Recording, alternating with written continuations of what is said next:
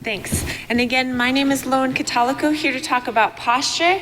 I see some good examples and some bad examples. I've been working on mine all week, knowing that I had to come talk to you guys. And I do work for the Physical Therapy Department at UCSF. But a lot of the research that I'm talking about today, and a lot of this talk is based on research that's done out of the department by Dr. Wendy Katzman, who's the creator of the Stand Tall program, which is a program I'll talk about a little bit. And of course, thanks for, not only thanks for coming today, but thanks to the JCC for hosting this wonderful event. And a little bit about myself, I had a birthday yesterday. I just turned 40, so I'm obviously really early on the, yay! I've got a ways to go on aging gracefully, but I had a big advantage. My mom had me in ballet classes as a little kid because she was worried about my posture even when I was little. And then I wanted to play sports growing up, so I played a lot of volleyball even through college. And now I'm rowing and swimming. And so this is a picture of rowing out on the bay on a particularly foggy day. So now that I'm rowing and swimming, all of my sports heroes are the people who are out there rowing and swimming every single day, including one of my rowing heroes who rows to the Golden Gate Bridge every day. And then we have swimmers in their 60s, 70s, 80s, and even a gentleman in his 90s who, as long as the water temperature doesn't get too cold, he's in there swimming every day. But even those healthy habits of swimming and rowing on a regular basis aren't necessarily enough to make sure that your posture is optimized for good health and spinal care. In the popular press, we see a lot about how modern technology, computers, and our smartphones have contributed to having bad posture, having forward head posture and bad posture. But I would argue that, bad posture isn't something that's new to computers and modern technology. Here I had some examples of, the woman looking at flowers and the woman doing handwork that looked like they could be working on a smartphone in this day and age. But I would argue that just as long as we've had our eyes up here and our hands down here, we've had reason to have kind of bad posture. We've got reading examples, but other examples also historically where you get the combination of trying to see what you're doing, maybe working in poor light or less optimal light, and then of course we get fatigue at the end of the day, and anything where you're trying to get your hand towards your face.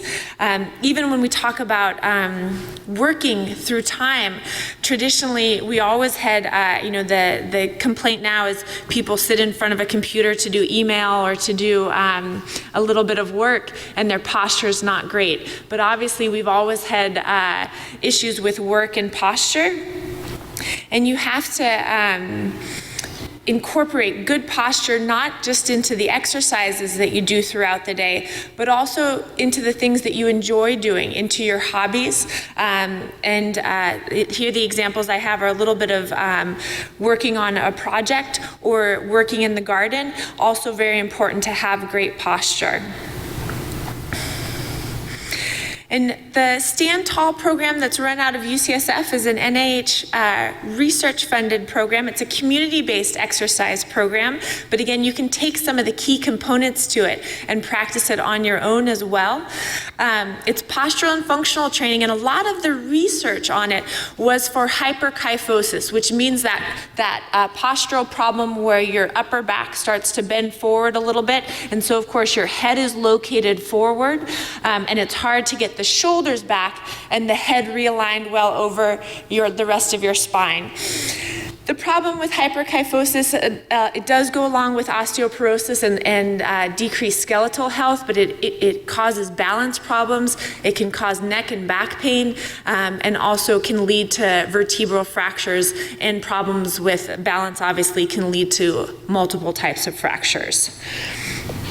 So the Stand Tall program, the way I like to think of it, kind of has a big three: flexibility, strength and endurance, but also the postural awareness. So that's learning what good posture is and making sure you can get there. And we'll talk a little bit about all of those. And here are some examples of exercises in the class. I tried to get in a couple of exercises, but of course at the end we'll probably have time too if you guys have questions about specific exercises and what is best to work on. The other components on top of the big three: balance, cardiovascular exercise for general health, but also to make sure that you're enforcing good posture while you're doing that. And then of course all of this also comes into not just general health, but also injury prevention. So let's talk a little bit about each component. Flexibility is the first tenet in the big three, is making sure that you can achieve good posture in the first place. So being able to align your shoulders. This microphone is, you can tell I'm doing a little bit of this to try to get to the microphone. But so first, spinal posture is having the extension in your upper back to be aligned well, but also having the flexibility to get your head aligned over your spine, and then flexibility with your shoulders to make sure that your shoulders can be well aligned as well. So in the classes, they do a lot of kind of these opening stretches, but also working on extension in the upper part of your back that can be a little bit tight. And then of course, being able to stretch your arms up and overhead and stay open that way.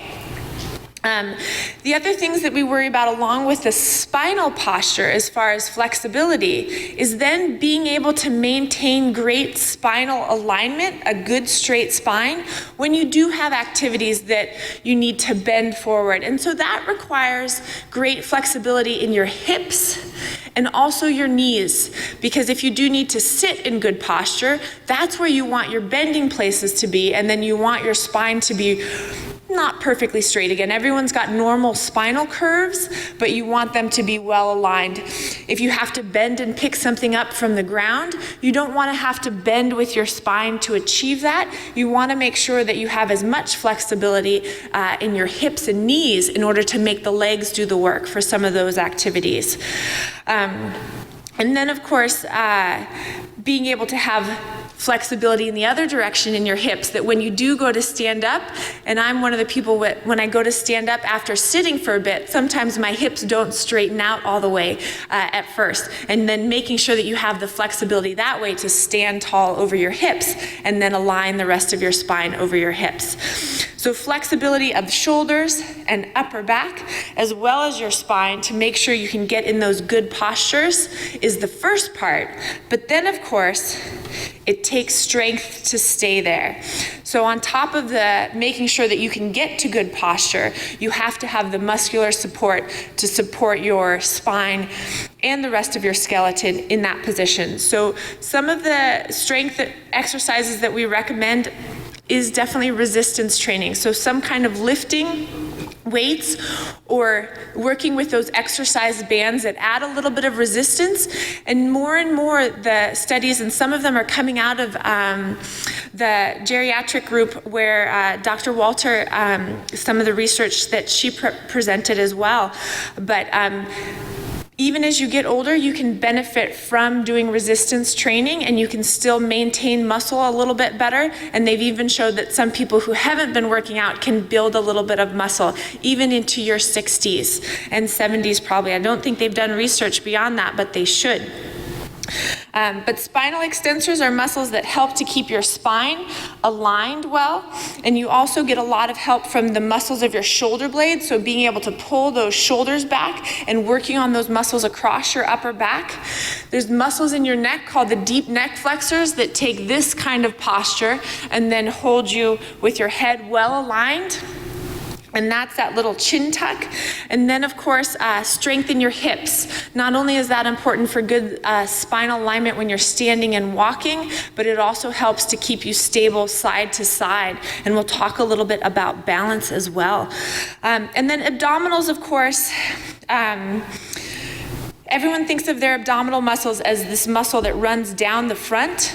The one that we're usually talking about strengthening are actually the obliques and your transversus abdominis that wrap around your waist like a big belt.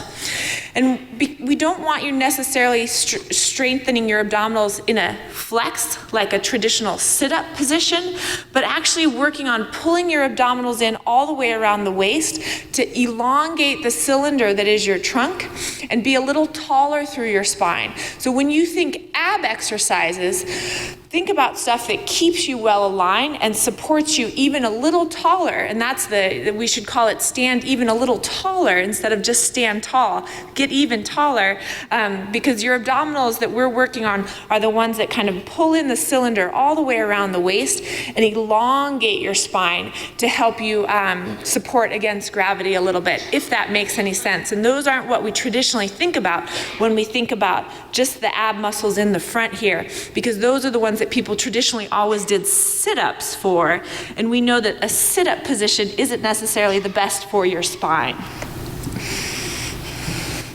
On top of strength, of course, you also have to work on endurance. So unfortunately, you can't just lift a weight twice and think that that's going to make you strong enough to hold your postural position all throughout the day. You've got to work on doing those long holds. Your stabilizers and your postural muscles, they have to turn on first before you go to do something, and then of course they can't get tired. If you're having a lifting activity or a walking activity, you want those muscles to last longer than your leg muscles and your lifting muscles, so that you have great spinal activity and great spinal posture at the end of the day when you are a little bit tired too. So you have to train these muscles not to be strong once or twice, but all day long. And that's obviously an endurance event with some of our days. Fatigue is lots of different ways that fatigues affect your muscular performance, and I like to think of kind of posture as an athletic event. But your muscles can get tired, so they actually, don't fire as well as they did the first couple times you did something. But you also have perceived fatigue, which is just when you start to feel tired, and mental fatigue. I notice that my posture gets worse when I'm sitting at my computer towards the end of the day. Not because I've worked my muscles particularly hard, but just because I'm just a little tired in general. So remember to recognize when you are tired of doing an activity, take breaks, or stop and do a little postural stretch or something like that. And that's one of the ways that you can kind of, by getting up and moving, reset that fatigue of feeling like, oh, I've been holding this sitting position for so long. That's okay. Get up and walk around a little bit. See if changing it up, if moving a little bit actually helps you come back and maintain the good posture a little bit better. The third big tenet of the program for Stand Tall is postural awareness. And this is the one that I think is the trickiest to learn, and it does probably take the most practice. It's knowing where that good posture is in space, and then being able to apply it to everything that you do. So let's say that you're standing, and then all of a sudden you for us ladies, you wear a little bit more heels because you're going out to dinner, and all of a sudden you have to refine your posture again because you're wearing different shoes. Or you don't often travel, but you're used to lifting groceries and you're used to lifting stuff around your house. And then of course you get to the airport and you have to, with good posture, pick your suitcase up from the ground and put it in an overhead compartment if there's no one around, if you're not traveling with anyone who can help. And it's having those novel activities that you haven't practiced this. You haven't had a chance to know exactly what you need to do, but you've practiced enough lifting things from the ground and strengthening exercises where you push up and overhead that you know exactly how to do it with good posture, and you know what good posture feels like when you do it. So you can kind of self-assess yourself even when you're outside of an exercise class or you're not practicing your exercises. So postural awareness goes back to you being able to coach yourself to know what good posture feels like, and then of course being able to apply it to the different activities that you do. Here we have a demonstration of Wendy, Dr. Katzman, on a foam roller. So sometimes learning good posture is lining up your spine with something that you actually can feel. The easiest way to do this would be to back up against a wall and to put your hips in between your shoulders and the back of your head on the wall. For some people, they need a little bit of a pillow or something because they can't quite get their head aligned over their shoulders, and that's fine to start. But being able to practice what that feels like, trying to do head, shoulders, and hips on a wall, sometimes is a little bit of a learning activity just in and of itself. To say, okay, well, does my head get all the way back to the wall? Maybe, maybe not. But here we have a demonstration of a foam roller, which are tools that you'll see at the gym here as well as other gyms in the community. And they're a nice feedback tool for lining up your head, shoulders, and hips. And then, of course, when you step away from the foam roller, hopefully you can reproduce that as our picture shows on the left. So our big three for the Stand Tall program are, of course, that flexibility to be able to get into good posture, strength, and then endurance to be able to hold yourself there. And then, of course, that postural awareness of knowing when you've achieved good posture and being able to re-find it when you feel like you've lost it. One of the things that I often have to check throughout the day is when I'm sitting at my computer, have I lost my posture? And often the answer is yes, and then going back and finding it and knowing where to reset posture to. But of course, any exercise program should also include some kind of cardiovascular exercise just for general fitness and health. That also helps with the endurance component of great posture, obviously. And then balance training we'll talk a little bit about as well. Both are very important for overall injury prevention and fitness. Here I just have a couple of inspirational pictures for cardiovascular exercise. These both demonstrate a couple of things. The research has shown, of course, that cardiovascular exercise does help with cognitive function, so I just like to say it makes you a little bit smarter. Maybe not Einstein smart, but certainly helps. And then the other one is that definitely getting regular exercise helps with mood and outlook. So it does really help to keep you in a good mood, to have a positive outlook about the day if you're able to get exercise on a regular basis.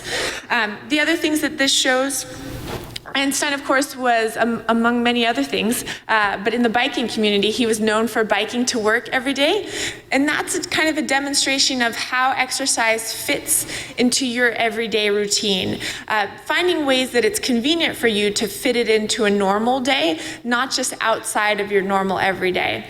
And then, of course, Ginger and Fred here are demonstrating that sometimes it's fun to have someone to exercise with, and that if it can be part of your community or part of have friends that you're kind of accountable to for exercise, it keeps you honest, because sometimes we do feel like, oh, I'm too busy. I'm not sure if I have time to exercise today. But having someone say, yes, you do, is sometimes really helpful for that. And sometimes that's a community-based class where the whole class is expecting you to show up and will ask you next week why you didn't.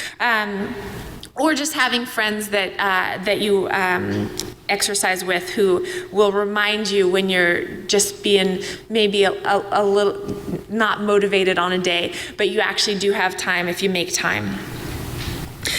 And then, of course, one of my favorite ways to get cardiovascular exercise is just walking. It's useful. It's functional, and in physical therapy, we really like to train for functional activities. We don't want just to train for exercise for the sake of exercise. We want it to be able to be useful. And of course, walking gives you lots of time to practice good posture. Remember, one of the other benefits of having great posture is you actually breathe a little bit easier. It gives you better vital capacity, is what's that called, because you're not crunched down on your lungs, but you're actually giving your lungs the full range of motion to work. So improved vital capacity, better breathing, lots of time to practice great posture. We live in an awfully beautiful area, so there's usually some pretty places to go out walking as well. And unless you're too hilly in your neighborhood, but you can always find a better place to walk that's a little bit flatter. And some people do like walking the hills. It's nice to also be out in the community and get some exercise out in the community. They've actually showed that cognitively you do get those cognitive benefits from exercise a little bit more if the scenery changes than if you're, say, in a gym every time you exercise, even though I certainly think that there's benefits from going to a gym for exercise as well.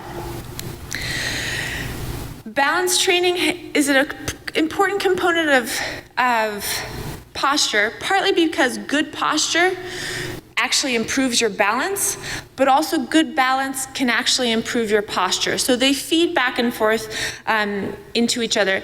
The kind of forward and back posture of being well aligned over your spine actually does make it a little bit easier to balance, and having a good hip hinge, what we were talking about with good posture while you're sitting or getting up and down from a chair, or lifting something from the ground is much safer than bending forward on your back when you are standing, or going up and down stairs and that kind of thing. And then what we're demonstrating here with these pictures is it isn't just that straightforward, straight back posture that's important, but it's also strength on your sides and your hips. Because the sides of your hips that you would use for something like walking sideways, or what we're demonstrating here, which is that side kick, is actually what keeps you straight when you're walking instead of wobbling a little bit side to side. You'll see people limp if they have an injury, and that's that side to side motion.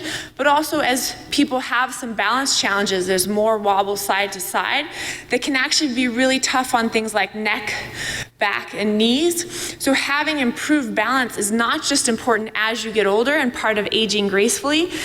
They've even showed, with professional baseball pitchers, that the better balance they have, the less likely they are to have a shoulder or an elbow injury. So it's actually better for your whole body if your balance is better. And there's some really simple basic things like you're less likely to get an ankle sprain, or to step wrong and kind of tweak your knee with better balance. And obviously the big thing as you get older is making sure your balance is so good that you're preventing falls whenever you can. And balance, obviously, we talked about polypharmacy and medications as being an issue with falls, but training balance obviously trains for any situation.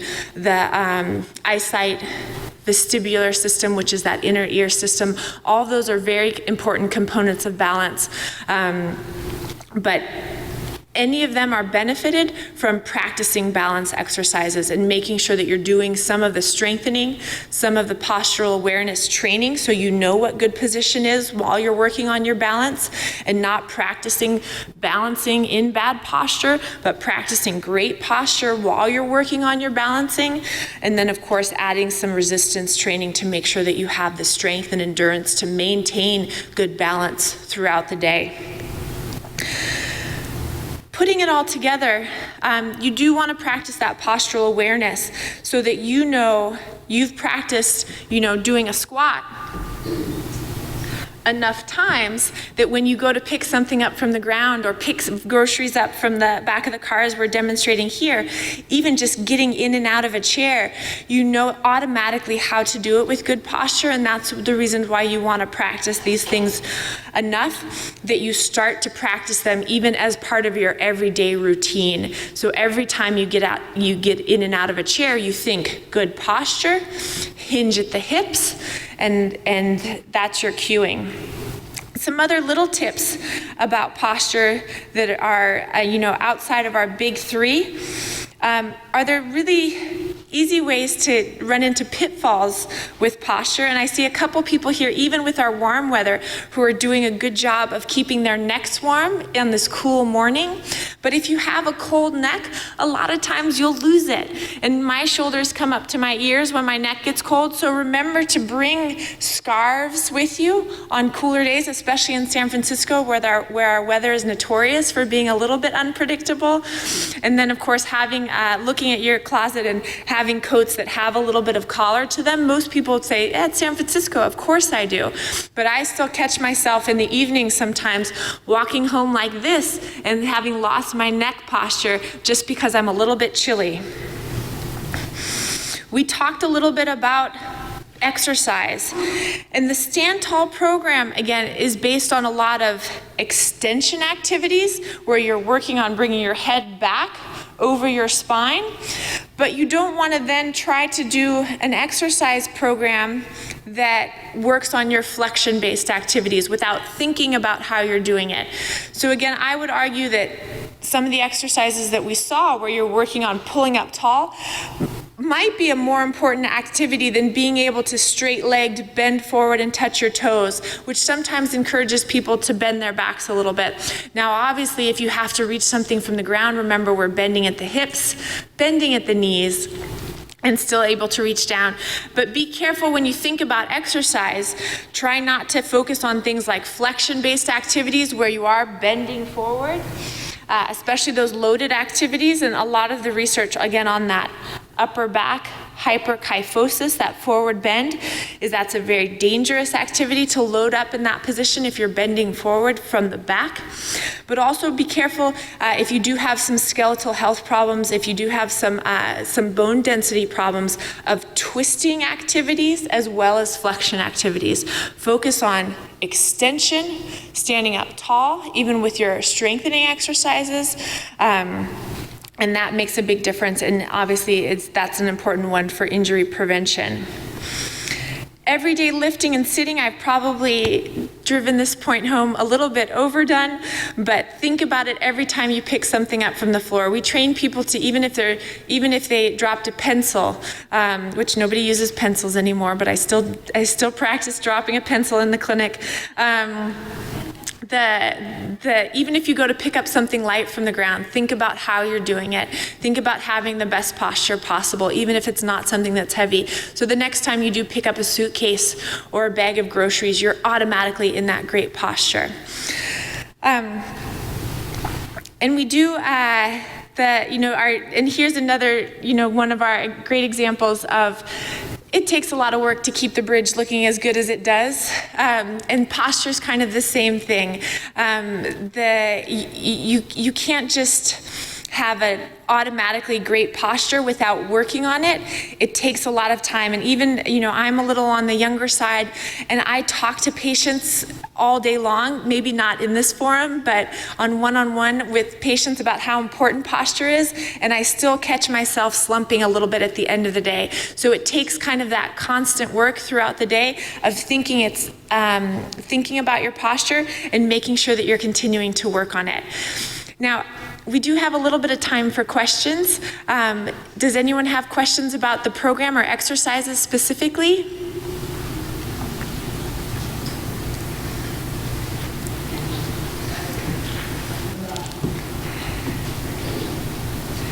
We can see there's a microphone coming to you, or you can try to shout out and see if I can hear it. Here's the microphone. Are planks a good exercise for posture? Is that because that strengthens the middle part of your body? Yep, and planks, people will use plank to say a couple of different things. So I think of plank as a push-up position. But people will also talk about planks about just holding a straightforward position. So I'll demonstrate those two on the stage. I wore a sporty enough outfit. And planks are perfect because planks focus on postural alignment, and they're hard work. They're enough to challenge that endurance and resistance. They're a great endurance exercise because they're hard to hold, but they really practice great posture. The key, I think, with planks, just like other postural exercises, is working just a little bit on your postural awareness to make sure you're practicing great posture even in your plank. So we'll do the first plank is kind of the push-up position, which is just going here. but I've seen people do this. I've seen people do this. There's lots of ways to get a plank wrong, and it's a hard exercise. The other plank that I think we start with in stand tall is more just a static plank where you're not balancing up on your hands. And that, you'll see people, the internet is full of people planking all over statues all over the world and stuff. And that's just lying down and trying to hold yourself here in good position. Now I'm floating my arms and my legs above the ground just to show off. But just the first part we do in stand tall is just aligning your head and neck so you're tall through the back of your head, that chin tucked, and then pinching the shoulder blades back and down. But of course doing that in a position where you're just holding here. And that one you also have to cue yourself to pull your abs in because it's not automatic. The abs are resting on the ground. So you first cue yourself that cylinder where you pull your abs in around all your way around your waist. Try to pull the shoulders back. And again, it's lifting the head, but lifting the head tall through the back of your neck with that little chin tuck. The way that you'll see that one done wrong, and I don't know if everyone can see it, is lifting up like this. Okay? And that neck posture was just about the same as what I look like at the end of the day on the computer, which is this. You want to be tall through the back of your head. Sometimes in Pilates they'll talk about holding an orange or a peach underneath your chin, so you make that little strengthening here, and then work on being tall, tall, tall. Other questions? Yeah, I wanted to ask, do you do any kind of evaluations for people? I mean, do people come and see you because they have a problem only, or is there any kind of way to come in and get some guidance, especially for people like myself who work out a lot, but I don't know if I'm doing it correctly? Great. And again, physical therapists aren't the only resource for great form with working out. Obviously, some of the personal trainers here are also very helpful with good form and posture. And that's a resource, obviously, that I think is important at gyms too. Physical therapists can legally see you even if you don't have an injury. So unfortunately, at UCSF, we do tend to see patients who are doing rehab. You know, we're not out as much in the community as a lot of physical therapists can and should be doing prevention and screening and stuff. We do have a health and wellness clinic. And that is outside of the hospital system. And those are patients who are coming in and can come in for tune-ups and that kind of thing. And it's a great service, obviously. And that's, we also have exercise classes that run through. And that's UCSF PhysFit Health and Wellness Clinic that anyone can just call up and make an appointment and say, I would like a consultation, I would like to work with a physical therapist. I may not have an injury right now, but I want to keep it that way. And so physical therapy kind of can cover the gamut of healthy people to rehabbing kind of major injuries.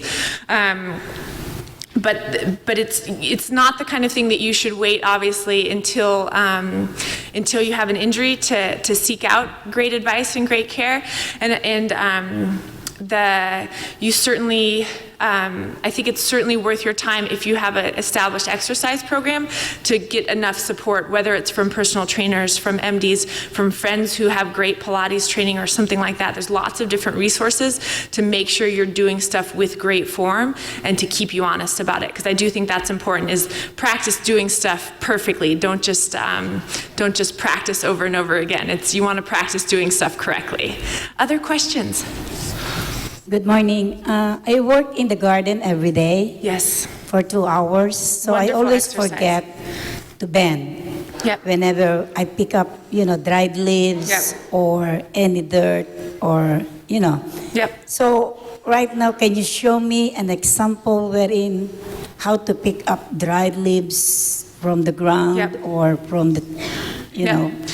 And a couple different things with gardening is you will see people using, instead of having to kneel all the way on the ground, they'll use a small stool or something like that. In physical therapy, sometimes we use funny tricks like writing reminders on your garden tools to pull your spine up straight. But examples of lifting posture is, if you want to practice this now, you can even practice it in sitting, because it's the hip hinge I was talking about. So anyone who wants to practice, scoot forward to the front of your seat, so you're a little bit forward on the front of your seat, not falling down against the backrest. And practice that spinal alignment where you're pulling yourself up just as tall as you can from the tailbone to the back of your head. You've got your shoulders wide and back, and then that little chin tuck at the end. And then I'm going to demonstrate from standing, but I want you guys to practice this sitting. If you remember that picture of the foam roller against someone's back, pretend that you have a stick or something like that you are pressing the back of your head against and your shoulders and hips against, and you're going to try to keep that stick. And if you have a cane, you could even practice it right now. Try to keep that stick perfectly straight and your spine aligned, and you're going to bend at the hips and practice bending forward and hinging there and keeping that spine well aligned. So try it and see what you think. You want to keep everything very straight, and the only place that you bend is right here where your hips bend. Beautiful. But practicing that hip hinge is the first part of when you're standing or working in the garden, getting yourself low to the ground without collapsing in your back. Because you can bend forward here, or you can bend at the hips. And even things like when you're kneeling in the ground, and I don't know if your knees like to kneel, mine don't particularly like it, so I would use a nice cushion if I was working in the garden. It's trying to picture again that stick holding up your spine and bending here. And you can see this is the point I was trying to demonstrate is sometimes you have to work on your hip flexibility, or if you get to a certain point where you can't bend anymore, there's no other way to get down to the ground but then to collapse in the back. But having a straight, strong back is going to be much stronger even when you're working on, bags of leaves and stuff. That's a lot of weight, and those repetitive things, you can hurt muscles, but eventually you could also hurt your spine. Okay? So kneeling, trying to maintain that good posture this way, and then of course, start with smaller, but if you're filling up bags of leaves and you're doing what I try to do, which is those bags of leaves that are this tall, I would recommend doing a grocery bag of leaves instead of a really tall bag of leaves. Start with something that's a little bit easier to lift. Make sure that you're squatting and not bending forward, and then make sure that you really use those postural muscles when it's time to lift something up. And be careful, of course, if you're lifting a heavy load, you want to keep it close to your person. If you're lifting something that's muddy like a pot, don't worry about getting your shirt dirty. Wear stuff that's grubby so you can not worry about, because you want to hold it here. Don't try to hold something heavy out here, because that does pull your back into a bad position. Does that help a little bit? Very good. There was a study just completed yesterday by Fitbit, the people who have this. Wonderful. And one of the things that they found was the fact that the Fitbit will measure your sleep, it will measure your activity, your heart rate, etc. But what it doesn't measure is the time that you spend sitting and not moving. So one of the things that they recommend, that I was going to recommend, is we're going to be here all day. A lot of us are going to be here all day. But once an hour, get up, walk around for 3 minutes. And then that will realign your posture. It'll keep it from slumping. And it'll also take the pressure off of the bottom of your spine and your legs while you're sitting here all day. So I'm planning to get up as soon as we're done here and go do that 3-minute walk. Because I belong to the gym here too. Standing is a great postural recheck when you've been sitting for a while, because I tend to get shorter and shorter when I'm sitting, and standing is just a great reminder that you need to pull yourself tall. And then you do want to work on sitting posture as well. You can't just give up on sitting posture. Better sitting is better for you than sitting badly, that's for sure, no matter any length of time. So don't give up on sitting posture as something that's just going to be bad for you, but do take those breaks. Standing up, even if you're just standing in place, like if you're on an airplane or something, maybe walking around isn't the best time, but that's very good advice for anyone who's sitting for any length of time. The Stand Tall program, you said it was community-based, so that you don't have to be in the UC medical system to be able to participate? Yep. The Stand Tall program, the research side of the program is one that's funded. So that is, the research studies aren't currently recruiting. The community-based program is a class that you can pay a drop-in fee and pay for. So that's not a funded class, but it is like a community exercise program that anyone can come in and join. Oh, so what's the cost? Oh, I actually don't know that off the top of my head. Sorry, that's a huge thing. That's important. But the Stand Tall is a great way to have organized access to a great exercise program. I would argue that most of these exercises, with a little bit of help and a little bit of guidance, if you get going, are stuff that you can continue to do on your own. And there may be, again, there's a great postural class here at 10:30 today, and there may be other great resources just here at the JCC. Yes. For people who've had injuries, just typical lower back problems, typical sprains and so on, you talked about twisting and flexion as being not so good for people with osteoporosis, I guess. The difficulty I have in taking Pilates classes or dance classes is that often there will be things like twisting. You don't know whether you're strengthening your back by doing it or better not doing it. The problem about not having a PT, on always at your beck and call. So. Yeah, and that's a tricky bit. I would say that there's certain exercise classes and there's certainly a lot of exercises that I send people home with to strengthen that rotational strength, because even some of the abs that wrap around your waist are rotational. Your obliques basically work on your rotation around your trunk. So it is important to be strong there. The things that I don't like are people who are lifting heavy weights and twisting them back and forth kind of willy-nilly, or flexion-based activities. I think you do have to be very careful about. And again, a lot of times we give guidelines, and especially the research cohort that a lot of the Stand Tall program was based on is patients with osteoporosis and significant shortening or bending of their upper spine. So with that community, we're pretty aggressive of saying, until you strengthen, until you work on your posture, think about avoiding flexion and twisting. A lot of people can do it smartly, work on the strength, and you can get back to exercises that are flexion-based and that are twisting-based. Pilates has a lot of very controlled flexion through your spine that teaches you some flexibility as well as control. But that's different. The things I would worry about are trying to lift weights in a flex position, and then of course twisting. But it's, again, for every rule there's always exceptions. But I think those are good guidelines to think about when you're exercising.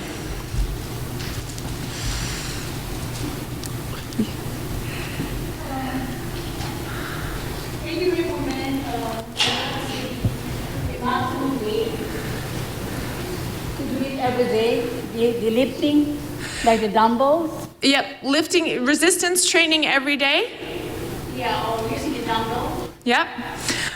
Again, good posture is key with lifting. With true resistance training, you probably don't need to do it every day of the week. You can probably alternate resistance training either by body part, so you're lifting exercises or arms part of the week, and then doing cardiovascular part of the week. But I think resistance training, especially as you get older, is a significant component of kind of aging gracefully and maintaining great posture and strength as you age. What exercises should you do every day? Is that the question? Yeah, I do dumbbells. Great. The band. Beautiful. Yeah, pulling the band out this way is a good one for some of the posture that we talked about. I don't know if you do it like the sticky. And that's the tricky bit, and that's why it's a good idea to check in with the therapist or get some good advice either from a trainer or, but if you're doing it every day, you're enjoying doing it, and you feel better afterwards, that can also be a pretty good guideline that you're doing at least something good for yourself. Or watching TV. lifting weights is better for you than watching TV, so it's a good combination, and it's a great time because you get it in, right? Yep, and that's kind of making it work with your everyday. If you're shopping and using a backpack, Yeah, backpacks are actually pretty tough on that upper back posture. So for our cohort of people with hyperkyphosis with a bent forward back, we wouldn't necessarily recommend backpacks in general. And I think with anything that you're lifting, I think the weight limits are very individual specific. There's people in here who can lift more than I can, for sure, and there's people who probably shouldn't. I'm one of those people who does get neck pain from wearing a backpack if I carry my computer around. So I think it's very individualized, and I do not think that backpacks are great because they don't unevenly weight you side to side, but there's still plenty of postural challenges with carrying a heavy backpack. Yeah, tricky. It's very tricky. Try to think about going through life with less burden, as I would say. But there's a lot of things you need on a regular basis. Next question. Yes, please. What is the best way to carry grocery or carry anything to be in good posture and balance? Yep. I do think just having equal weight on either side sometimes is good. Obviously, very important that you pick it up with good posture and also put it down with good posture. And I do think that a lot of the rolling carts can be used with good posture, especially for heavier loads. I think make your device, whether it's a cart or something, do more of the work. And that's when I think the wheeling carts are very important. I think I'm taking out someone else's time at this point. I will be available this morning. If you catch me in the hallway, don't hesitate to ask questions, okay? And thank you for listening.